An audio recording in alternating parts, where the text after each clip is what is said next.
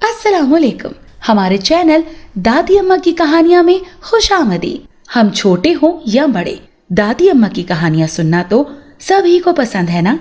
अगर आप भी दादी अम्मा की मीठी मीठी कहानियां सुनना चाहते हैं तो अभी हमारे चैनल को सब्सक्राइब करें और बेल नोटिफिकेशन को भी ऑन कर लें ताकि आपको मिल सके वीडियो अपडेट्स।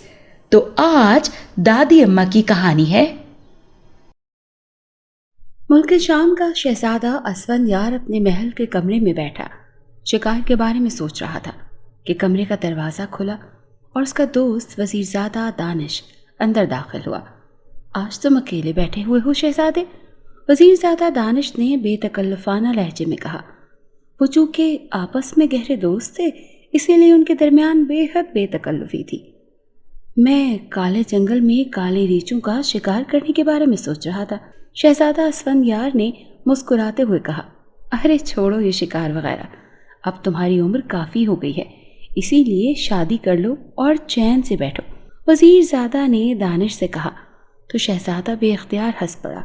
शादी तो कर लूँ लेकिन कोई शहजादी भी तो पसंद आए, शहजादे ने हंसते हुए कहा। अगर ऐसी बात है तो फिर शहजादी ज़रदाज से शादी कर लो, वज़ीरज़ादे ने कहा। तो शहजादा असफंद बेख्तियार उछल पड़ा।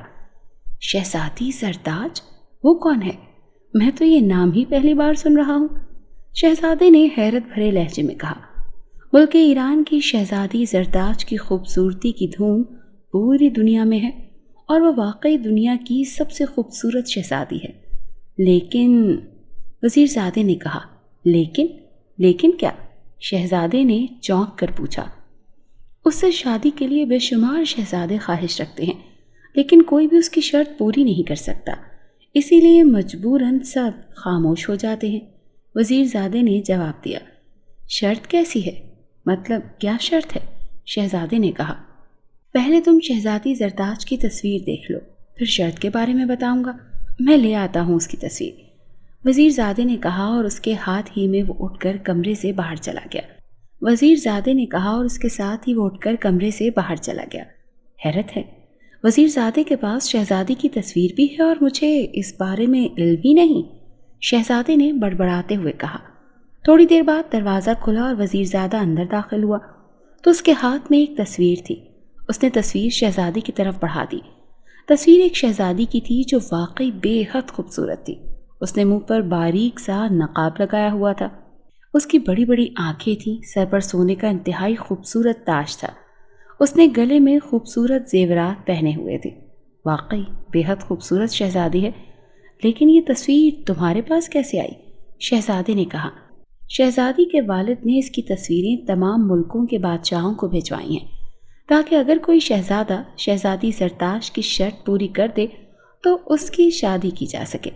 कल बादशाह सलामत ने मुझे बुलाकर ये तस्वीर दी और मुझे कहा कि मैं तुमसे इस बारे में बात करूं, क्योंकि बादशाह सलामत को भी शहजादी बेहद पसंद आई है और वो इसे अपनी बहू बनाना चाहते हैं, वज़ीरज़ादे ने कहा।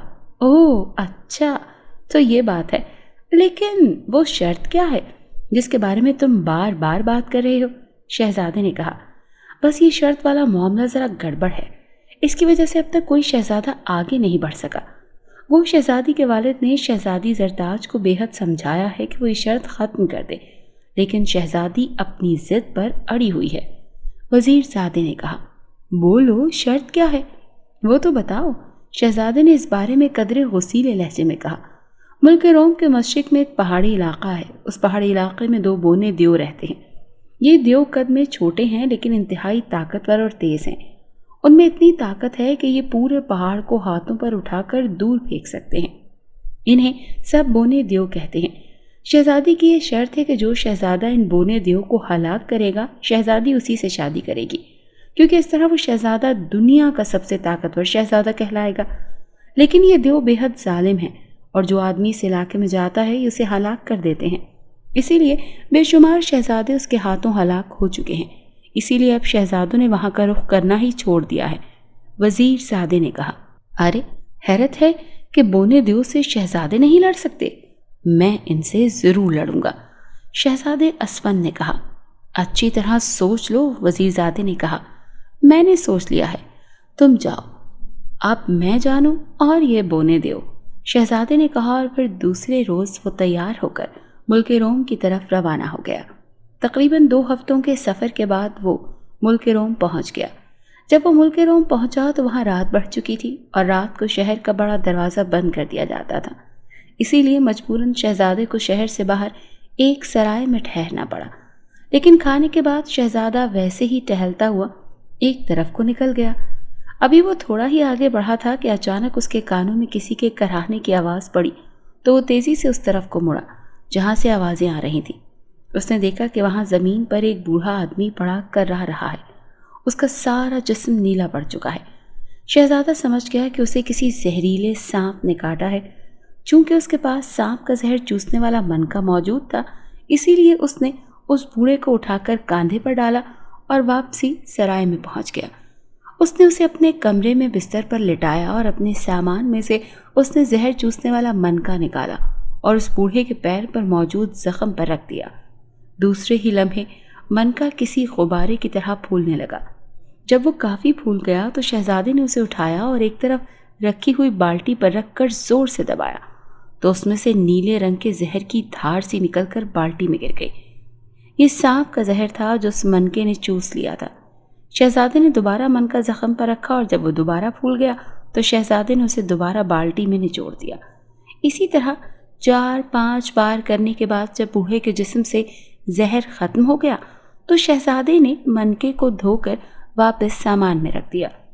اس لمحے بوڑھے نے کراہتی ہوئی آنکھیں کھول دی تو شہزادے نے ایک طرف پڑا ہوا دودھ سے بھرا گلاس اٹھایا اور بوڑھے کو پلا دیا۔ بوڑھے نے دودھ پی لیا۔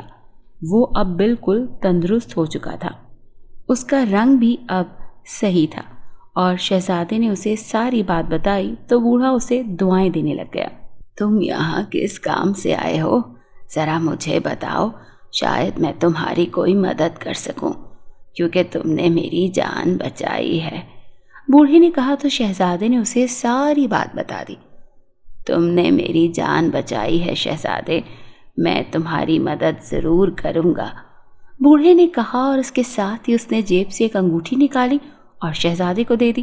یہ انگوٹھی تم اپنی انگلی میں پہن لو، اس انگوٹھی کی برکت سے تمہارے اندر اس قدر طاقت آ جائے گی کہ وہ دونوں طاقتور بونے تمہارا کچھ بھی بگاڑ نہیں سکیں گے اور تم اپنی تلوار کے ایک ہی وار سے ان کی گردنیں کاٹ سکو گے، ورنہ ان بونے دیو پر دنیا کا کوئی ہتھیار اثر نہیں کرتا۔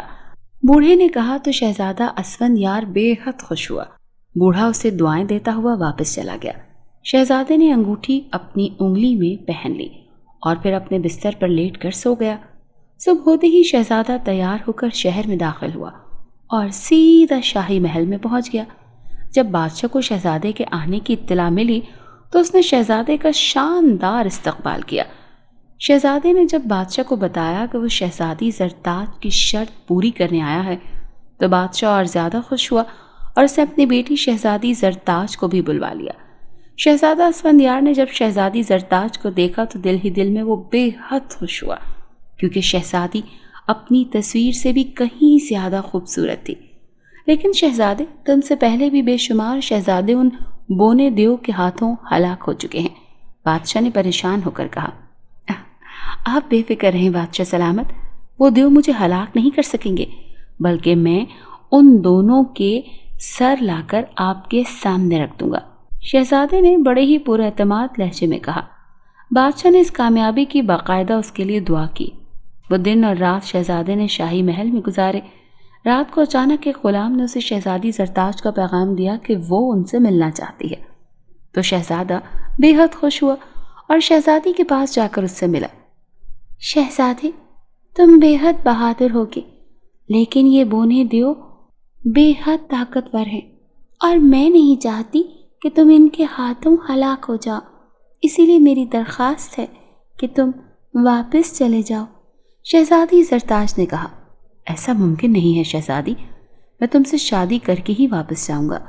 شہزادے نے بڑے پر اعتماد لہجے میں کہا تو شہزادی بے اختیار شرما گئی۔ اگر تم کہو تو میں یہ شرط تمہاری خاطر واپس لے سکتی ہوں، شہزادی نے کہا۔ اب میں یہ شرط ہر صورت میں پوری کروں گا، ورنہ میں اپنے آپ کو بزدل سمجھنے لگ جاؤں گا۔ شہزادے نے کہا تو شہزادی اس کی بہادری پر بے حد خوش ہوئی اور پھر شہزادہ واپس اپنے کمرے میں آ گیا اور سو گیا۔ دوسرے روز شہزادہ اسفندیار تیار ہو کر اور بادشاہ سے اجازت لے کر اس پہاڑی علاقے کی طرف روانہ ہو گیا۔ بادشاہ اور شہزادی زرتاج کے ساتھ ساتھ بے شمار لوگ بھی شہزادہ اسفندیار کی بہادری دیکھنے کے لیے وہاں پہنچ گئے۔ وہ سب دور دور کھڑے ہو گئے تھے۔ جب شہزادہ اسفندیار آگے بڑھا تو اس نے دیکھا کہ ایک جھیل کے کنارے پر دو بونے دیو کھڑے ایک دوسرے کے ساتھ اس طرح کھیل رہے تھے جیسے بچے کھیلتے ہیں۔ ان دونوں دیو نے صرف زیر جامے پہنے ہوئے تھے، ان کے باقی جسم پر کوئی کپڑا نہیں تھا۔ سنبھل جاؤ بونے دیو، میرا نام شہزادہ اسفند ہے اور میں تمہیں ہلاک کرنے آیا ہوں، شہزادے نے ان کے قریب جا کر کہا تو وہ دونوں دیو تیزی سے اس کی طرف مڑے اور ہنسنے لگے۔ ہا ہا ہا، تم بھی ہمارے ہاتھوں ہلاک ہونے کے لیے آئے ہو؟ آؤ آؤ آگے آؤ۔ ان دونوں دیو نے طنزیہ انداز میں ہنستے ہوئے کہا تو شہزادے کو اور بھی غصہ آ گیا۔ وہ تلوار لہراتا ہوا ان دونوں دیو کے سروں پر پہنچ گیا۔ وہ دونوں دیو شہزادے کی ٹانگوں جتنے تھے۔ شہزادے نے تلوار گھمائی لیکن دونوں دیو بھاری اور پہلوانوں جیسے جسموں کے مالک ہونے کے باوجود بے حد پھرتیلے تھے۔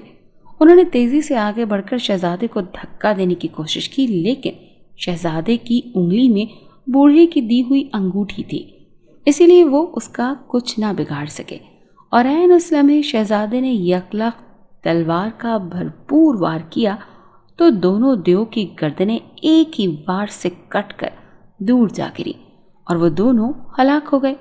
اب تو بادشاہ، شہزادی زرتاج اور تمام لوگ بے حد خوش ہوئے۔ انہوں نے شہزادی کی بہادری کی بے حد تعریف کی۔ پھر بادشاہ اور شہزادی کے ساتھ ساتھ شہزادہ واپس شاہی محل پہنچ گیا، جہاں انتہائی شان و شوکت سے ان کی شادی شہزادی زرتاج سے کر دی گئی اور شہزادہ اسفندیار وہاں کچھ روز رہ کر شہزادی زرتاج کو ساتھ لے کر واپس اپنے ملک آ گیا، جہاں کئی روز تک ان کی شادی کا جشن منایا جاتا رہا اور وہ دونوں خوش و خرم زندگی بسر کرنے لگے۔ اگر آپ کو آج کی کہانی پسند آئی ہو تو ہماری ویڈیو کو ضرور لائک کریں اور چینل کو سبسکرائب کرنا مت بھولیے گا۔ ملتے ہیں کل ایک نئی کہانی کے ساتھ۔ اللہ حافظ۔